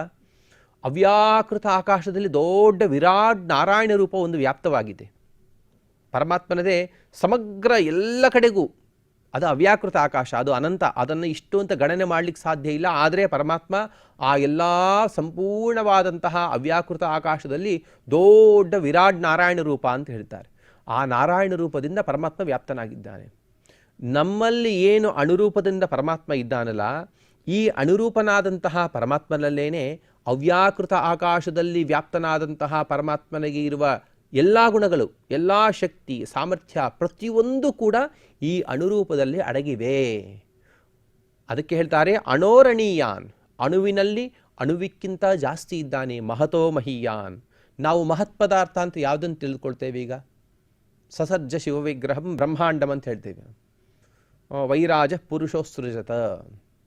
ವಿರಾಟ್ ರೂಪಿಯಾದಂತಹ ಪರಮಾತ್ಮ ತಾನು ಬ್ರಹ್ಮದೇವರ ಶರೀರವಾದಂತಹ ಮಹತ್ತತ್ವವನ್ನು ಸೃಷ್ಟಿ ಮಾಡಿದ. ಇವಾಗಿನ ಸಾಮಾನ್ಯ ಒಂದು ಲೆಕ್ಕದಲ್ಲಿ ಇಟ್ಕೊಳ್ಳಬೇಕಾದ್ರೆ ಒಂದು ಕೋಟಿ ಯೋಜನ, ಒಂದು ಸಾಮಾನ್ಯ ಉದಾಹರಣೆಗೆ ಮಾತ್ರ ಹೇಳ್ತಾ ಇದ್ದೇನೆ, 10 ಲಕ್ಷ ಕೋಟಿ ಯೋಜನ ವಿಸ್ತೀರ್ಣವಾದದ್ದು ಮಹತ್ತತ್ವ. ಇಷ್ಟು ಮಾತ್ರ ನಮ್ಮ ಕಲ್ಪನೆಗೆ ಬರಲು ಸಾಧ್ಯ ಇದೆ. ಆದರೆ ಅವ್ಯಾಕೃತ ಆಕಾಶದ ಬಗ್ಗೆ ನಮಗೆ ಕಲ್ಪನೆಯೇ ಬರಲಿಕ್ಕೆ ಸಾಧ್ಯ ಇಲ್ಲ. ಪರಮಾತ್ಮನ ರೂಪ ಅಂತಹದ್ದೇ. ಅದಕ್ಕೆ ಹೇಳಿದರು ಮಹತೋ ಮಹೀಯಾನ್. ಮಹತ್ತಕ್ಕಿಂತಲೂ ಮಹತ್ತತ್ವ, ನಿಮಗೆ ಕಾಣುವಂತಹ ದೊಡ್ಡ ಪದಾರ್ಥ ಮಹತ್ತತ್ವ, ಅದಕ್ಕೂ ಮಿಗಿಲಾದದ್ದು ಸತ್ವರಜಸ್ಸು ತಮಸ್ಸುಗಳು, ಅದಕ್ಕೂ ಮಿಗಿಲಾದದ್ದು ಮೂಲ ಪ್ರಕೃತಿ. ಆ ಮೂಲ ಪ್ರಕೃತಿಗೂ ಮಿಗಿಲಾದವನು ನಾನೇ. ಯಸ್ಮಾಕ್ಷರಮತೀತೋಹಂ ಅಕ್ಷರಾದಪಿ ಚೋತ್ತಮಃ ಅತೋಸ್ಮಿ ಲೋಕೆ ವೇದೇ ಚ ಪ್ರತಿತ ಪುರುಷೋತ್ತಮಃ. ಏನು ಪರಮಾತ್ಮ ಪುರುಷೋತ್ತಮ ಅಂತ ಕರೀತಾರೆ? ಯಾಕೆ? ಕ್ಷರ ಅಕ್ಷರ ಎನ್ನುವಂತಹ 2 ಜೀವರನ್ನು ಮೀರಿದಂತಹ ಗುಣಗಳ ಉಳ್ಳವನಾದ್ದರಿಂದಾಗಿ ಪರಮಾತ್ಮನನ್ನು ಪುರುಷೋತ್ತಮ ಅಂತ ಕರೀತಾರೆ. ಆ ಪುರುಷೋತ್ತಮ ಅಂದರೆ ಗುಣಪೂರ್ಣ. ಆ ಗುಣಪೂರ್ಣ ಯಾರು? ಈ ಪರಮಾತ್ಮನೇ. ಇಲ್ಲಿ ಹೇಳ್ತಾರೆ ಏವಂ ಪೂರ್ಣಂ ವಸ್ತು ಯತೋ ಹ್ಯೇಕೋ ವಾಸುದೇವೋ ನ ಚಾಪರಃ. ಪರಮಾತ್ಮನನ್ನು ಬಿಟ್ಟರೆ, ಶ್ರೀಹರಿಯನ್ನು ಬಿಟ್ಟರೆ ಬೇರೆ ಯಾರೂ ಕೂಡ ಇವನಷ್ಟು ಗುಣಪೂರ್ಣರಲ್ಲ. ಎಲ್ಲರಲ್ಲೂ ಗುಣಗಳಿವೆ, ನಮ್ಮಲ್ಲೂ ಇವೆ, ದೇವತೆಗಳಲ್ಲೂ ಇವೆ, ಬ್ರಹ್ಮಾದಿಗಳಲ್ಲಿ ಎಲ್ಲರಲ್ಲೂ ಕೂಡ ಗುಣಗಳಿವೆ. ಆದರೆ ಒಂದೊಂದು ಗುಣವೂ ಪೂರ್ಣವಾಗಿರಬೇಕು. ನಮ್ಮಲ್ಲಿ ಏನೋ 1-2 ಗುಣಗಳು ಇದ್ದಿದ್ದಕ್ಕೇನೆ ಒಬ್ಬರನ್ನ ನೋಡಿ ಒಬ್ಬರು ಎಷ್ಟು ಚೆನ್ನಾಗಿದ್ದೇವೆ ಅಂತ ನಾವು ಅಂದ್ಕೊಳ್ತೀವಿ. ಅಬ್ಬಾ ಅವನಿಗೆ ಎಷ್ಟು ಶಕ್ತಿ ಇದೆ, ಇವನಿಗೆ ಎಷ್ಟು ಸಾಮರ್ಥ್ಯ ಇದೆ, ಇವನಿಗೆ ಎಷ್ಟು ಜ್ಞಾನ ಇದೆ ಅಂತ ಅಂದ್ಕೊಳ್ತೀವಿ. ಆದರೆ ಪೂರ್ಣ ಗುಣವಂತಿಕೆ ನಮಗೆ ಪರಿಚಯವೇ ಇಲ್ಲ. ಒಂದು ಗುಣದ ಪೂರ್ಣದ ಪರಿಚಯವೂ ನಮಗೆ ಇಲ್ಲ. ಉದಾಹರಣೆಗೆ ಹನುಮಂತ ದೇವರನ್ನು ನೋಡಿದಾಗ ಏನು ಜ್ಞಾನ, ಎಷ್ಟು ವೈರಾಗ್ಯ, ಅದರ ಪರಿಚಯವೇ ನಮಗೆ ಬರಲು ಸಾಧ್ಯ ಇಲ್ಲ. ಆದರೆ ಹನುಮಂತ ದೇವರನ್ನು ನೋಡಿದಾಗ ಆ ಗುಣಗಳು ತದತಿರಿಚ್ಯ ಅದಕ್ಕಿಂತಲೂ ಕೂಡ ಹೆಚ್ಚಿನ ಗುಣ, ಹೆಚ್ಚಿನ ಜ್ಞಾನ, ಹೆಚ್ಚಿನ ವೈರಾಗ್ಯ ಇರುವುದು ಪರಮಾತ್ಮ. ಅದಕ್ಕೆ ಹೇಳಿದ್ರು ಪೂರ್ಣಂ ವಸ್ತು ಯತೋಹ್ಯೇಕೋ ವಾಸುದೇವೋ ನಚಾಪರಃ. ಪೂರ್ಣವಾದಂತಹ ವಸ್ತು ವಾಸುದೇವನ ಬಿಟ್ಟರೆ ಮತ್ತೊಬ್ಬರಿಲ್ಲ. ಏವಂವಿದ್ ದುರ್ಲಭೋ ಲೋಕೆ. ಇಂತಹ ಜ್ಞಾನವನ್ನು ಪಡೆದವನು ಲೋಕದಲ್ಲಿ ಬಹಳ ದುರ್ಲಭ. ಇಂತಹ ವ್ಯಕ್ತಿಗಳು ಸಿಗುವುದು ಕಷ್ಟ. ಅಂದರೆ ಹಿಂದೆ ಹೇಳಿದಂತೆ ಆರ್ತ, ಜಿಜ್ಞಾಸು, ಅರ್ಥಾರ್ಥಿ ಇವರು ಸಿಗಬಹುದು. ಇವರನ್ನು ನಾವು ಬೇರೆ ಕಡೆ ಇವರು ಸಿಗೋದು ಬಹಳ ಕಷ್ಟನೇ. ಕಥಂಚಿತ್ ಹೀಗಿಟ್ಕೊಂಡ್ರೂ ಕೂಡ ಅರ್ಥಕ್ಕಾಗಿ ಆದರೂ ದೇವರನ್ನ ಸ್ಮರಣೆ ಮಾಡುವನು, ಅಥವಾ ತನಗೆ ಬಂದಂತಹ ಕಷ್ಟದ ಪರಿಹಾರಕ್ಕಾದರೂ ದೇವರನ್ನು ಸ್ಮರಣೆ ಮಾಡುವನು, ಅಥವಾ ಆತ್ಮಜ್ಞಾನದ ಸಲುವಾಗಿ ಆದರೂ ದೇವರನ್ನು ಸ್ಮರಣೆ ಮಾಡುವವರು ಕಥಂಚಿತ್ ನಿನಗೆ ಸಿಗಬಹುದು. ಆದರೆ ಜ್ಞಾನಿಯಾದವನು ಬಹಳ ದುರ್ಲಭ ಎನ್ನುವ ವಿಷಯವನ್ನು ಪರಮಾತ್ಮ ಹೇಳ್ತಾನೆ. ಬಹೂನಾಂ ಜನ್ಮನಾಮಂತೆ ಜ್ಞಾನವಾನ್ ಮಾಂ ಪ್ರಪದ್ಯತೆ. ಅಂದರೆ ಜ್ಞಾನದ ಸಂಪಾದನೆಗೆ ಬಹಳ ಜನ್ಮಗಳು ಬೇಕು. ಜ್ಞಾನದ ಸಂಪಾದನೆಯೋ ಇವತ್ತು ಹೋದ್ವಿ, ಗುರುಗಳಿಂದ ಏನೋ ಜ್ಞಾನ ಪಡೆದ್ವಿ, ಸಾಕಾಗುವುದಿಲ್ಲ. ಏನು ಜ್ಞಾನ ಇಲ್ಲಿ ಜ್ಞಾನದ ಶಬ್ದಕ್ಕೆ ಅರ್ಥ ಏನಂದರೆ ಪರಮಾತ್ಮನ ಸಾಕ್ಷಾತ್ಕಾರ, ಪರಮಾತ್ಮನ ಯಥಾರ್ಥವಾದಂತಹ ಜ್ಞಾನ. ಈ ಪರಮಾತ್ಮನ ಯಥಾರ್ಥದ ಜ್ಞಾನದ ಬಗ್ಗೆ ಎಲ್ಲ ಶಾಸ್ತ್ರಗಳು ಬಹಳ ಕೊಂಡಾಡ್ತವೆ. ಯಾಕೆ ಅಂತಂದರೆ ಕೆಲವು ವಿಷಯಗಳು ನಮ್ಮ ಜನ್ಮ ಮುಂದೆ ಹೋದಂತೆ ಹಿಂದಿನವು ಲ್ಯಾಪ್ಸ್ ಆಗ್ತಾ ಹೋಗುತ್ತೆ, ಹಿಂದಿನವು ಲೋಪ ಆಗುತ್ತೆ. ಉದಾಹರಣೆಗೆ ಕೆಲವು ರಜೆಗಳನ್ನು ತೆಗೆದಿಟ್ಕೊಳ್ತಾರೆ. ಆದರೆ ವರ್ಷದ ಕೊನೆಗೆ ಬಂದಾಗ ಆ ರಜೆಗಳೆಲ್ಲವೂ ಕೂಡ ಲ್ಯಾಪ್ಸ್ ಆಗುತ್ತೆ. ಆದರೆ ಜ್ಞಾನವನ್ನು ಹಾಗೆ ಪರಮಾತ್ಮ ಮಾಡುವುದಿಲ್ಲ. ಪರಮಾತ್ಮ ಏನು ಮಾಡ್ತಾನೆ, ಈ ಜನ್ಮದಲ್ಲಿ ಒಬ್ಬ ವ್ಯಕ್ತಿ 10 ಜ್ಞಾನಗಳನ್ನು ಸಂಪಾದಿಸಿದ, ಅವನಿಗೆ ಬೇಕಾದದ್ದು 100 ಜ್ಞಾನ ಅಂತ ಇಟ್ಕೊಳ್ಳೋಣ. ಉದಾಹರಣೆಗೆ 100 ಜ್ಞಾನಗಳು ಬೇಕಾಗಿದೆ ಅಂತ ಇಟ್ಕೊಂಡಾಗ ಅವನು ಈ ಜನ್ಮದಲ್ಲಿ 10 ಜ್ಞಾನವನ್ನು ಪಡೆದ. ಪರಮಾತ್ಮ ಅವನ ಅಕೌಂಟ್ನಲ್ಲಿ ಆ 10 ಜ್ಞಾನಗಳನ್ನು ಹಾಗೆ ಇಟ್ಬಿಡ್ತಾನೆ. ಮತ್ತು ಮುಂದಿನ ಜನ್ಮದಲ್ಲಿ 1 ಜ್ಞಾನವೋ 2 ಜ್ಞಾನವೋ 10 ಅವನ ಯೋಗ್ಯತಾನುಸಾರವಾಗಿ ಪಡಿತಾನೆ. ಹೀಗೆ ಬರ್ತಾ ಬರ್ತಾ ಬರ್ತಾ ಬರ್ತಾ ಕೊನೆಗೆ ಅವನ 100 ಜ್ಞಾನ ಆದ ಮೇಲೆ ಪರಮಾತ್ಮ ಅವನ ಅಕೌಂಟ್ ಅದು ಒಂದು ಮೆಚ್ಯೂರ್ ಆಯಿತು ಅಂಥೇಳಿ ಪರಮಾತ್ಮ ಅವನಿಗೆ ಅದನ್ನು ತೆಗೆದುಕೊಡ್ತಾನೆ. ಪರಮಾತ್ಮ ಇಲ್ಲ, ಈ ಜನ್ಮಕ್ಕೆ ನಿನ್ನ ಮುಗೀತು, ಮತ್ತೆ ಮೊದಲಿಂದ ಶುರು ಮಾಡು ಅಂತ ಪರಮಾತ್ಮ ಹೇಳುವುದಿಲ್ಲ. ಅಷ್ಟು ಪವಿತ್ರವಾದಂತಹ ವಸ್ತು ಜಗತ್ತಿನಲ್ಲಿ ಇದಕ್ಕಿಂತ ಮತ್ತೊಂದು ವಸ್ತು ಬೆಳೆ ಬಾಳುವುದಿಲ್ಲ. ಅದು ಯಾವುದು ಅಂತಂದರೆ ಅದು ಜ್ಞಾನ ಮಾತ್ರ. ಅದಕ್ಕಾಗಿ ಪರಮಾತ್ಮ ಅದನ್ನು ಬಚ್ಚಿಟ್ಟು ತನ್ನ ಮಕ್ಕಳಿಗೆ ಹೇಗೆ ತಾಯಿ ಅಪರೂಪವಾದಂತಹ ವಸ್ತುಗಳನ್ನು ನೀಡುತ್ತಾಳೋ, ಪರಮಾತ್ಮನು ಕೂಡ ಜ್ಞಾನವನ್ನು ಅಷ್ಟು ಬೆಲೆ ಬಾಳದ್ದಕ್ಕಾಗಿ ಹಾಗೆ ನೀಡ್ತಾನೆ. ಹೀಗಾಗಿ ಈ ಜ್ಞಾನವನ್ನು ಪಡಿಬೇಕು ಅಂತಂದರೆ ವಿಶೇಷ ಅನೇಕ ಜನ್ಮಗಳ ಒಂದು ವಿಶಿಷ್ಟವಾದಂತಹ ಒಂದು ಪರಿಶ್ರಮ ಬೇಕಾಗ್ತದೆ ಅಂತ ಹೇಳ್ತಾರೆ. ಹೀಗೆ ಪರಮಾತ್ಮ ಹೇಳಿದ ಮೇಲೆ ಸರಿ ಜ್ಞಾನ ಆಯಿತು. ಜ್ಞಾನ ಆದಮೇಲೆ ಏನಾಗುತ್ತೆ? ಬಹಳ ಪ್ರತೀಕ್ಷೆ ಮಾಡಿಸೋದೇ ಇಲ್ಲ ಪರಮಾತ್ಮ. ಅಪರೋಕ್ಷ ಜ್ಞಾನ ಆಯಿತಾ, ಆದ ಕೂಡಲೇ ಅವನನ್ನು ಅವನ ಯೋಗ್ಯತಾನುಸಾರವಾಗಿ ಉತ್ತಮ ಲೋಕಕ್ಕೆ ಕರ್ಕೊಂಡು ಹೋಗ್ಬಿಡ್ತಾನೆ ಪರಮಾತ್ಮ. ಉದಾಹರಣೆಗೆ ಬ್ರಹ್ಮದೇವರಿದ್ದಾರೆ. ಈ ಬ್ರಹ್ಮದೇವರು ಎಷ್ಟೋ ಬ್ರಹ್ಮಕಲ್ಪಗಳ ಹಿಂದೆಯೇ ಅವರು ಪರಮಾತ್ಮನ ಸಾಕ್ಷಾತ್ಕಾರವನ್ನು ಮಾಡಿಕೊಂಡು ಬಿಟ್ಟಿದ್ದಾರೆ. ಅವರಿಗೆ ಯೋಗ್ಯತಾನುಸಾರವಾಗಿ ಇನ್ನೊಂದು 100 ಬ್ರಹ್ಮಕಲ್ಪಗಳಾಗುವವರೆಗೂ ಕೂಡ ಅವರಿಗೆ ಮೋಕ್ಷ ಇಲ್ಲ. ಆದರೆ ಪರಮಾತ್ಮ ಏನು ಮಾಡ್ತಾನೆ, ಅವರನ್ನು ಈ ತುಚ್ಛವಾದಂತಹ ಲೋಕಗಳಲ್ಲಿ ಇಡದೇನೆ ಉತ್ತಮ ಲೋಕದಲ್ಲಿ ಇಟ್ಟು ಅವರ ಕೈಯಿಂದ ಅವರ ಯೋಗ್ಯತಾನುಸಾರವಾಗಿ ಎಷ್ಟು ಸಾಧನೆಯಾದರೆ ಆಗಬೇಕೋ ಆ ಸಾಧನೆಯನ್ನು ಮಾಡಿಸಿದ ಮೇಲೇ ಪರಮಾತ್ಮ ಅವರನ್ನು ಮೋಕ್ಷಕ್ಕೆ ಕರೆದುಕೊಂಡು ಹೋಗ್ತಾನೆ ಅಂತ ಹೇಳ್ತಾರೆ. ಈ ರೀತಿಯಾಗಿ ಹೇಳಿದ ಮೇಲೆ ಇನ್ನು ಈ ಪರಮಾತ್ಮನ ಬಗ್ಗೆ ಸರ್ವಂ ಸಂಪೂರ್ಣಂ ವಸ್ತು ವಾಸುದೇವ ಏವ ಇತಿ ಜ್ಞಾನವಾನ್ ಇತ್ಯರ್ಥ. ಏನು ವಾಸುದೇವ ಸರ್ವಮಿತಿ ಅಂತ ಹೇಳಿದ್ರು? ಏನು? ಎಲ್ಲ ವಸ್ತುಗಳು ಕೂಡ ಪರಮಾತ್ಮನ ಅಧೀನ ಅಂತ ತಿಳಿದವನು. ಏತೇನ ಭಗವಜ್ಞಾನಿನಾಮೇವ ಮೋಕ್ಷ ಕುತಃ ಇತಿ ಶಂಕಾ ನಿರಸ್ತಾ ಭವತಿ. ಏನ್ರಿ, ದೇವರನ್ನು ತಿಳಿದವ್ರಿಗೆ ಮಾತ್ರ ಮೋಕ್ಷ ಕೊಡಬೇಕಾ, ಬೇರೆಯವರಿಗೆ ಮೋಕ್ಷ ಕೊಡಬಾರದಾ ಅಂತ ಕೆಲವರು ಪ್ರಶ್ನೆ ಮಾಡುವರು ಇರ್ತಾರೆ. ದೇವರು ಉದಾರಿ ಅಲ್ವಾ? ದೇವರ ಹತ್ರ ಏನಿದೆ ಬೇಕಾದಷ್ಟಿದೆ, ಹೀಗ ಮೇಲೆ ಎಲ್ಲರಿಗೂ ಮೋಕ್ಷ ಕೊಡ್ಬೋದಲ್ಲ ಅಂತಂದರೆ, ವ್ಯವಹಾರದಲ್ಲೂ ಕೂಡ ಹೇಗೆ ನಮ್ಮ ಅನುಯಾಯಿಗಳಿಗೆ ನಾವು ಧನ ಇತ್ಯಾದಿ ಸಂಪತ್ತುಗಳನ್ನು ಕೊಡ್ತೇವೆಯೋ ಪರಮಾತ್ಮನು ಹಾಗೆ ಮಾಡ್ತಾನೆ. ಆದರೆ ನಾವು ಯಾವುದೋ ಒಂದು ಅಪೇಕ್ಷೆಯಿಂದ ಅವ್ರಿಗೆ ಕೊಡ್ತೇವೆ, ಪರಮಾತ್ಮ ಹಾಗೆ ಮಾಡುವುದಿಲ್ಲ ಅಂತ ತಿಳಿಸ್ತಾರೆ. ಭಗವತಃ ಏವ ಪೂರ್ಣತ್ವೇನ ಜ್ಞಾನಾದಿದಾನ ಸಮರ್ಥತ್ವ.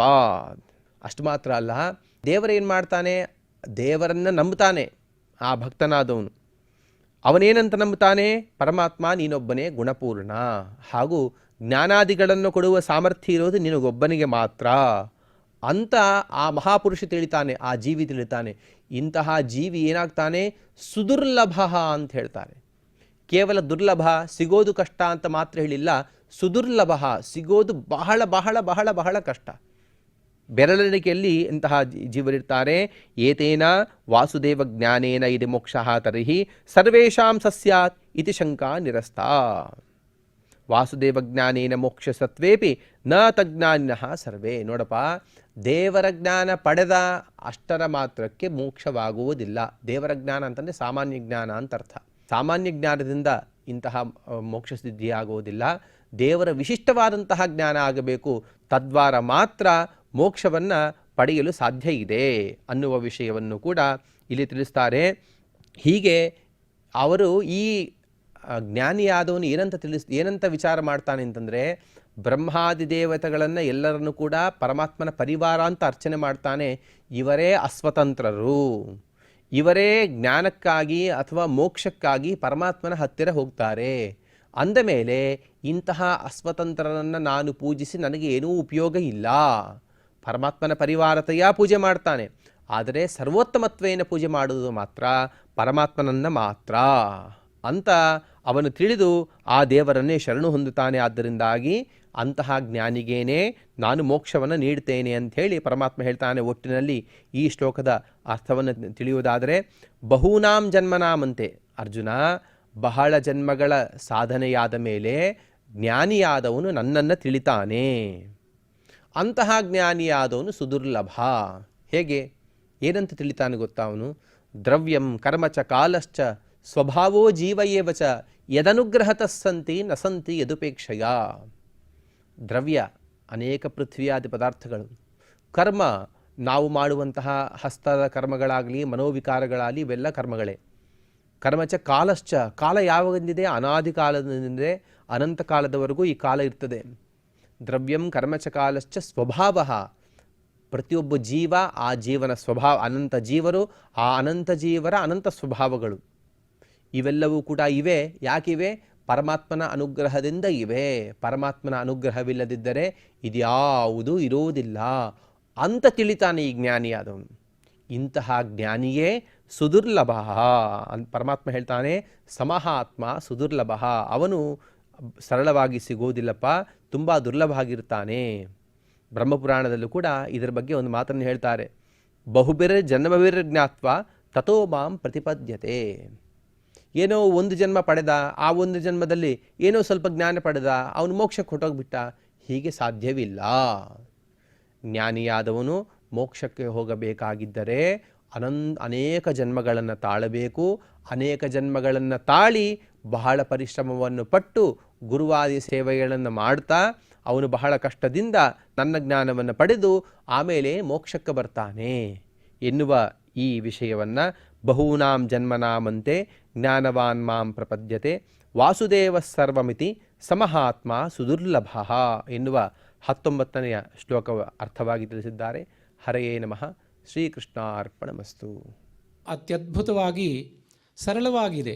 ಅಂದರೆ ಭಗವದ್ಗೀತಾ ಅಂದರೆ ಯಾವುದೋ ಒಂದು ವೇದದ ಒಂದು ಭಾಗವೂ ಆದರೂ ಕೂಡ ನಮ್ಮೆಲ್ಲರಿಗೂ ಕೂಡ ಶ್ರೀಕೃಷ್ಣ ಪರಮಾತ್ಮ ವೇದಗಳನ್ನು ಉಪನಿಷತ್ತುಗಳಾಗಿ ಮಾಡಿಸಿ ಉಪನಿಷತ್ತುಗಳ ಸಾರವನ್ನು ಭಗವದ್ಗೀತಾ ಮೂಲಕ ನಮ್ಮೆಲ್ಲರಿಗೂ ಕೂಡ ಅತಿ ಸರಳವಾಗಿ ಆ ವಿಜ್ಞಾನವನ್ನು ನೀಡಿದ್ದಾರೆ.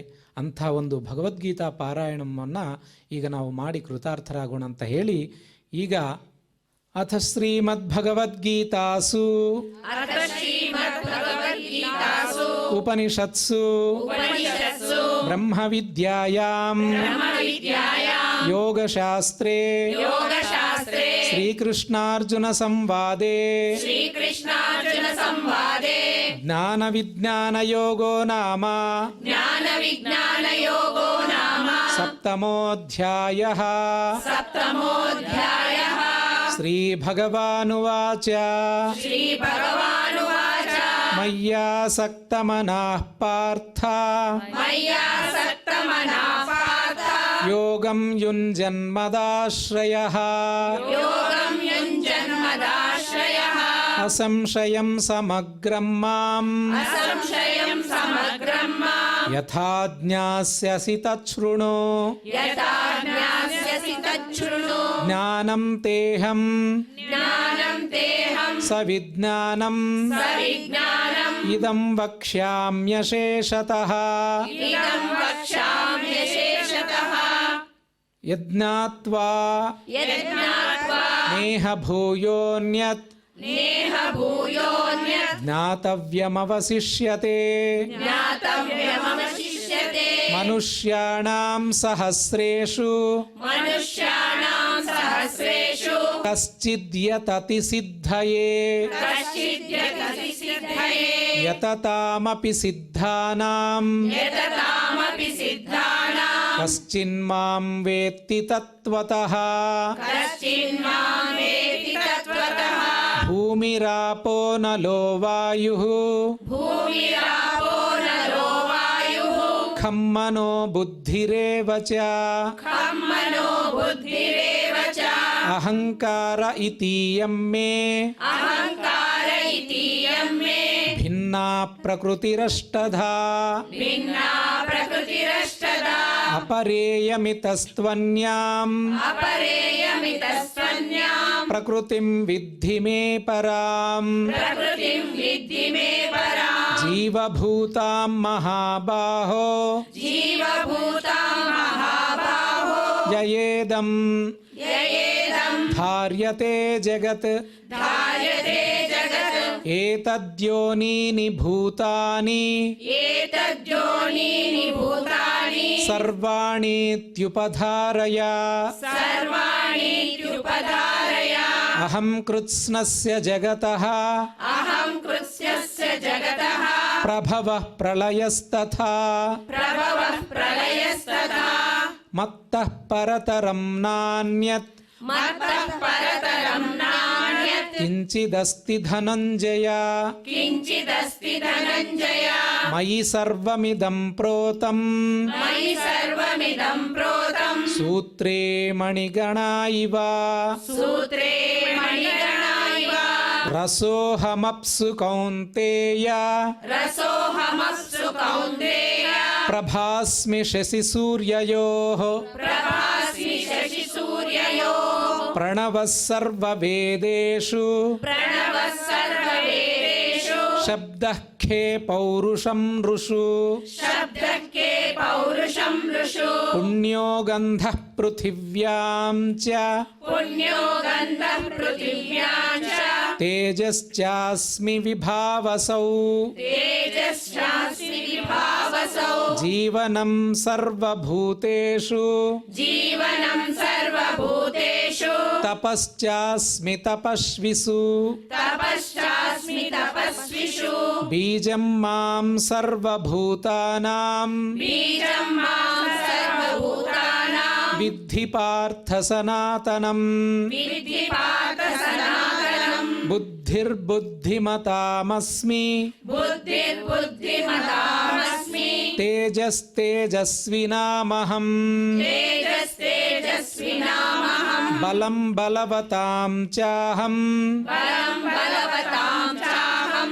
కామరాగ వివర్జితం కామరాగ వివర్జితం ధర్మా విరుద్ధో భూతేషు ధర్మా విరుద్ధో భూతేషు కామోస్మి భరతర్షభా కామోస్మి భరతర్షభ ఏ చైవ సాత్వికా భావా ఏ చైవ సాత్వికా భావా రాజసాస్తామసాశ్చ ఏ రాజసాస్ తామసాశ్చ ఏ మత్త ఏవేతి తాన్ విద్ధి మత్త ఏవేతి తాన్ విద్ధి నత్వహం తేషు తే మయి నత్వహం తేషు తే మయి త్రిభిర్గుణమయైర్భావైః త్రిభిర్గుణమయైర్భావైః ఏభిః సర్వమిదం జగత్ ఏభిః సర్వమిదం జగత్ మోహితం నాభిజానాతి మోహితం నాభిజానాతి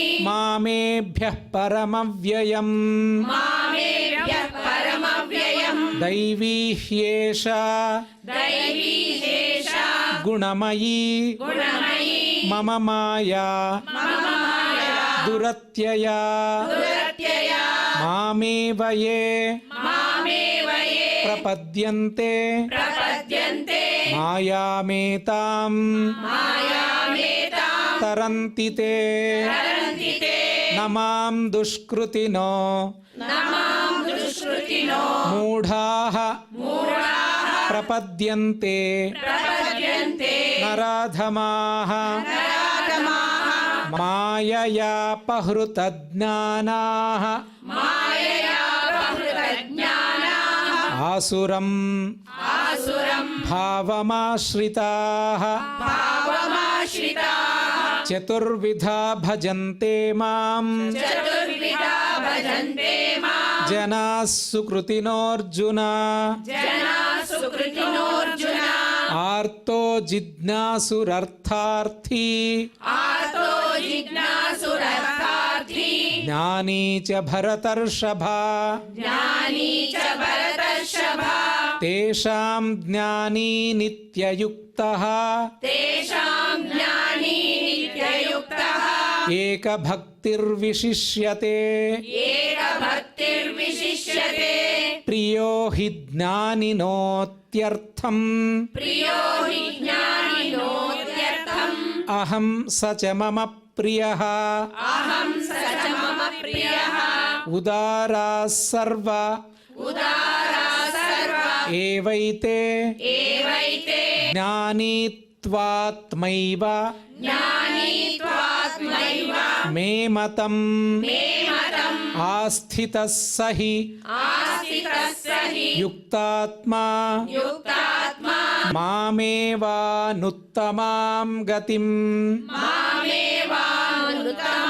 गतिम् बहूनां जन्मनामन्ते बहूनां जन्मनामन्ते ज्ञानवान् मां प्रपद्यते ज्ञानवान् मां प्रपद्यते वासुदेवः सर्वमिति वासुदेवः सर्वमिति समहात्मा सुदुर्लभः समहात्मा सुदुर्लभः कामैस्तैस्तैर्हृतज्ञानाः कामैस्तैस्तैर्हृतज्ञानाः प्रपद्यन्तेऽन्यदेवताः प्रपद्यन्ते देवताः तं तं नियममास्थाय तं तं नियममास्थाय प्रकृत्या नियता स्वया प्रकृत्या नियता स्वया यो यो यां यां यो यो यां यां तनुं भक्तः तनुं भक्तः श्रद्धयार्चितुमिच्छति श्रद्धयार्चितुमिच्छति तस्य तस्याचलां श्रद्धां तस्य तस्याचलं श्रद्धां तामेव विदधाम्यहम् तामेव विददाम्यहम् सतया श्रद्धया युक्तः सतया श्रद्धया युक्तः तस्याराधनमीहते तस्याराधनमीहते लभते च ततः कामान् लभते च ततः कामान् मयैव विहितान् हितान् मयैव विहितान् हितान् अन्तवत्तु फलं तेषाम् अन्तवत्तु फलं तेषां तद्भवत्यल्पमेधसाम् तद्भवत्सल्पमेधसां देवान् देवयजो यान्ति देवान् देवयजो यान्ति मद्भक्ता यान्ति मामपि मद्भक्ता यान्ति मामपि अव्यक्तं व्यक्तिमापन्नम् अव्यक्तं व्यक्तिमापन्नं मन्यन्ते मामबुद्धयः मन्यन्ते मामबुद्धयः परं भावमजानन्तो परं भावमजानन्तो ममाव्ययमनुत्तमम् ममाव्ययमनुत्तमम् नाहं प्रकाशः सर्वस्य नाहं प्रकाश सर्वस्य योगमाया समावृतः योगमाया समावृतः मूढोऽयं नाभिजानाति मूढोऽयं नाभिजानाति लोको मामजमव्ययम् लोको मामजमव्ययम् वेदाहं समतीतानि वेदाहं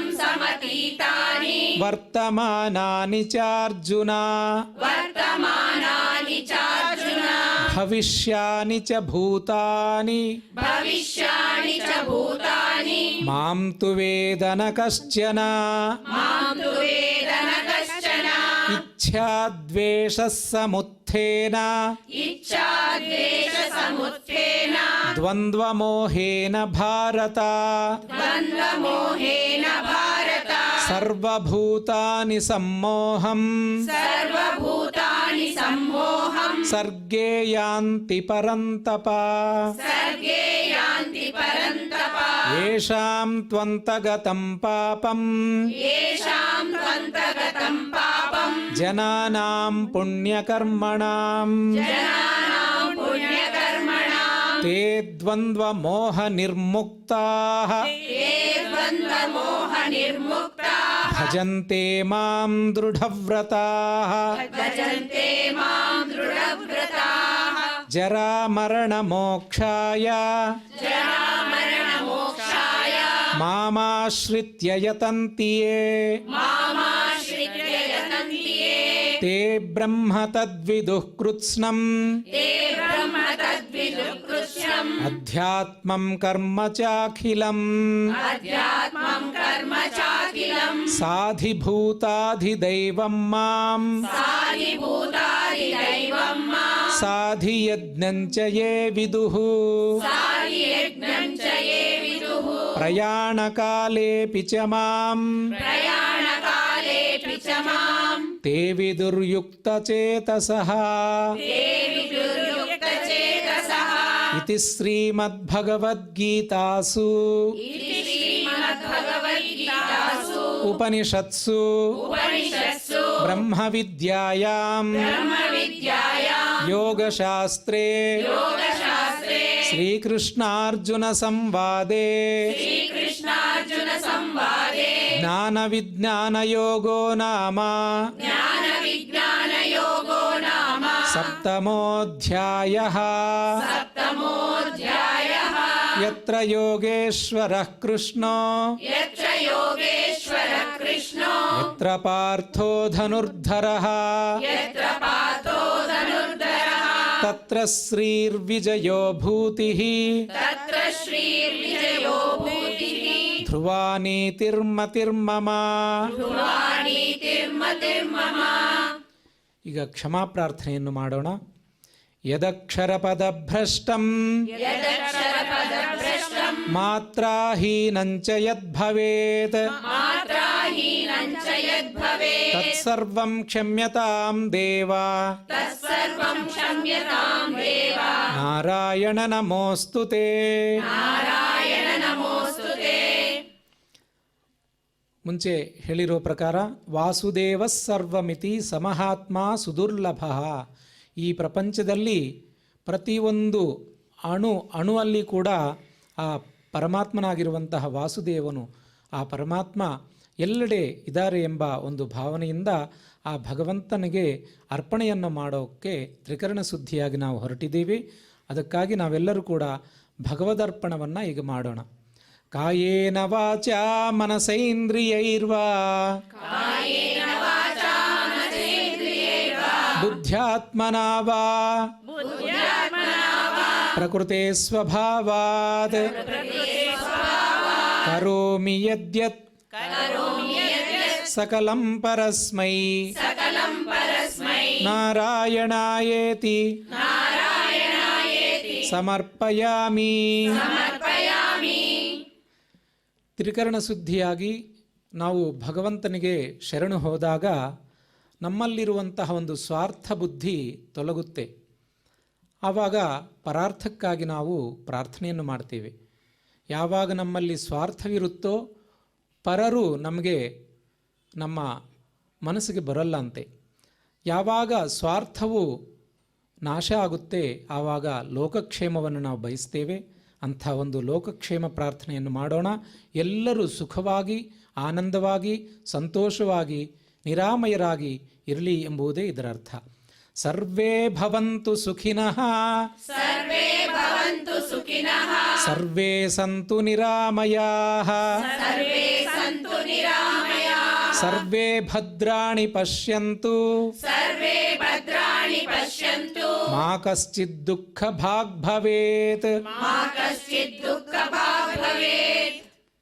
ವೆಂಕಟೇಶ್ವರ ಸ್ವಾಮಿರವರ ಒಂದು ಮಂಗಳಾಶಾಸನದಿಂದ ನಾವು ಇವತ್ತಿನ ಪಾರಾಯಣವನ್ನು ಮುಕ್ತಾಯ ಮಾಡೋಣ ಅಂತ ಹೇಳಿ ಆ ಕಲಿಯುಗ ಪ್ರತ್ಯಕ್ಷ ವರದೈವನಾಗಿರುವಂತಹ ಶ್ರೀ ವೆಂಕಟೇಶ್ವರ ಸ್ವಾಮಿನಃ ಅವರ ಒಂದು ಮಂಗಳವನ್ನು ಹಾಡೋಣ ಅಂತ ಹೇಳಿ ಶ್ರಿಯಃ ಕಾಂತಾಯ ಶ್ರೀಯಕಾಂತಾಯ ಕಲ್ಯಾಣ ನಿಧಯೇ ಕಲ್ಯಾಣ ನಿಧಯೇ ನಿಧಯೇರ್ಥಿನಾಂ ನಿಧಯೇರ್ಥಿನಾಂ ಶ್ರೀ ವೆಂಕಟ ನಿವಾಸಾಯ ಶ್ರೀವೇಂಕಟ ನಿವಾಸಾಯ ಶ್ರೀನಿವಾಸಾಯ ಮಂಗಳಂ. ಶ್ರೀನಿವಾಸಾಯ ಮಂಗಳಂ. ಶ್ರೀ ವೆಂಕಟ ನಿವಾಸಾಯ ಶ್ರೀವೇಂಕಟ ನಿವಾಸಾಯ ಶ್ರೀನಿವಾಸಾಯ ಮಂಗಳಂ. ಶ್ರೀನಿವಾಸಾಯ ಮಂಗಳಂ. ಶ್ರೀನಿವಾಸಾಯ ಮಂಗಳಂ. ಶ್ರೀನಿವಾಸಾಯ ಮಂಗಳಂ.